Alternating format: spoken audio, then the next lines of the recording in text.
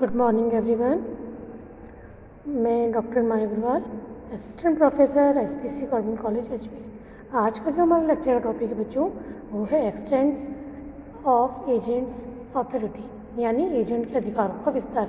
या हम कहें कि जो एक एजेंट अपने कार्य करता है वो उसके अधिकारों की सीमा क्या होती है।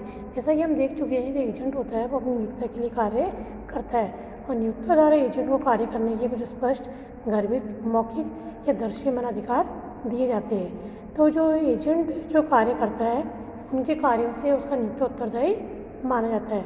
अतः एक एजेंट जब अपने अधिकारों का सीमा के अंतर्गत कार्य करता है तो प्रधान उन सभी कार्यों से बद्ध होता है और वो तृतीय थर्ड पार्टी को भी उन कार्यों से बाध्य कर सकता है।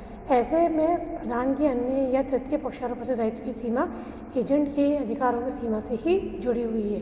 तो आज हम जो टॉपिक डिस्कस करने जा रहे हैं वो है एजेंट के अधिकारों का विस्तार या सीमा, यानी एजेंट किन अधिकारों में रहकर कार्य कर सकता है या उसकी सीमाएं कहाँ तक निश्चित दी गई।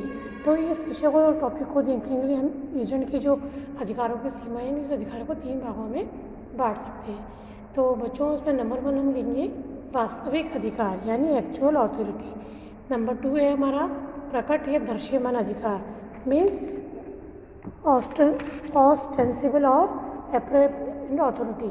एंड थर्ड हम लेंगे संकटकालीन अधिकार, यानी अथॉरिटी इन इमरजेंसी। तो जो हमारा पॉइंट चल रहा है, इस पॉइंट को समझने के लिए हम तीनों बिंदुओं पर चर्चा करने जा रहे हैं। आप सभी ध्यान से सुनिएगा।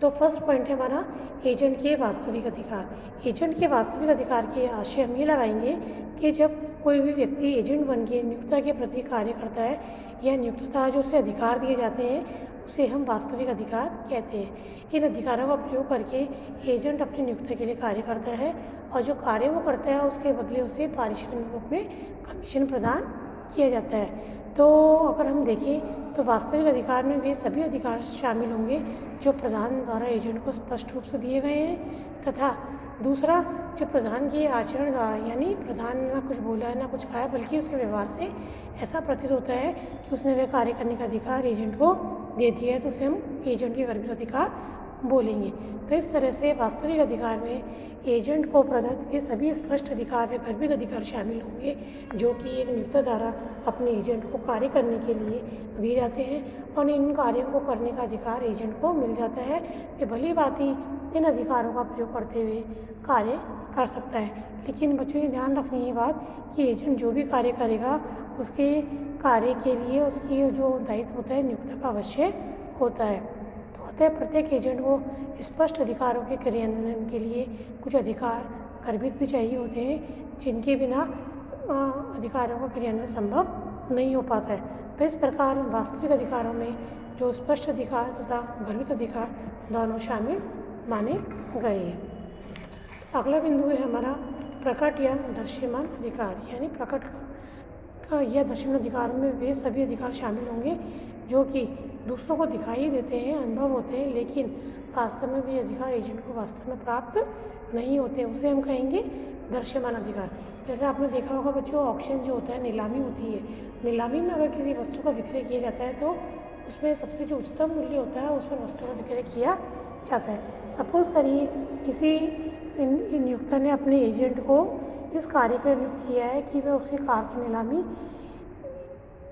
3 लाख रुपये से कम में नहीं बेचे, लेकिन सपोज़ करिए नीलामी अगर 3 लाख के बजाय केवल 2,50,000 रुपये पर ही उच्चतम बोली होती है और एजेंट वहाँ पर इस कार को बेच देता है, तो यहाँ पर ये उसका दृश्यमान अधिकार है, क्योंकि नीलामी करने वाले एजेंट का ये दृश्यमान अधिकार था कि वह माल को उच्चतम बोली पर बेचे।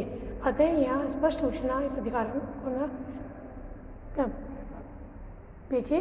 तो इस तरह से यहाँ पर ये उसका प्रकट दृश्यमान अधिकार, जबकि नियुक्ता ने उसे कहा था कि वह कार को 3 लाख मूल्य से कम ना बेचे। लेकिन बच्चों हमें ये ध्यान रखना है कि जब नीलामी की जब बात आती है, जो नीलामी जो होता है वो वस्तुओं की जब बिक्री होती है तो जो उच्चतम मूल्य बोला जाता है उस पर वस्तु को बेचता है या बेच दिया जाता है। तो यह एजेंट के लिए इस विक्रय से वह विक्रय के लिए बाध्य है, क्योंकि नीलामी करने वाले एजेंट का दृश्यमान अधिकार है कि वह माल को उच्चतम मूल्य पर बेच सकता है। अतः बिना किसी स्पष्ट सूचना के इस अधिकार को समाप्त न किया गया हो, ठीक, जब तक ना किया हो। कहने का आशय है कि यहाँ पर यहाँ पर जो एजेंट है वो जो नीलामी का जो मूल्य है उस मूल्य पर वस्तु को बेचने का उसका अधिकार दृश्यमान अधिकार माना जाएगा।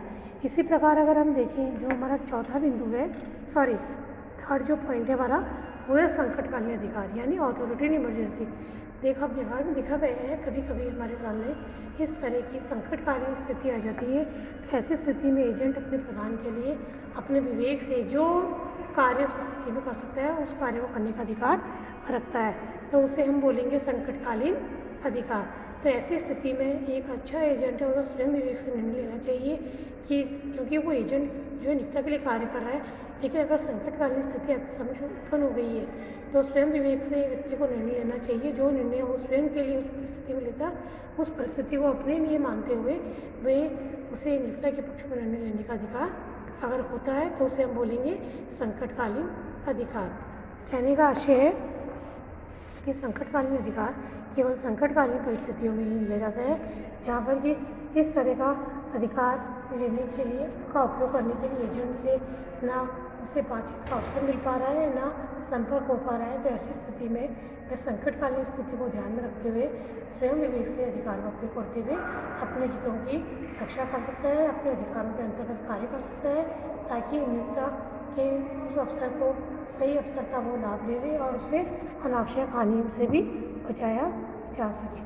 तो इस तरह से बच्चों हमने देखा जो हमारे तीनों पॉइंट हैं वो ये बताते हैं कि एक एजेंट जो भी कार्य करता है वो उसके लिए उत्तरदायी नियोक्ता के लिए होता है और नियोक्ता भी उसके कार्यों से बाध्य होता है। तो अतः एक एजेंट की स्थिति में किसी भी एजेंट को अपने अधिकारों का उपयोग इन तीनों सीमाओं में रहकर करना है, वास्तविक अधिकार, दृश्यमान अधिकार तथा थर्ड हमने देखा संकटकालीन अधिकार।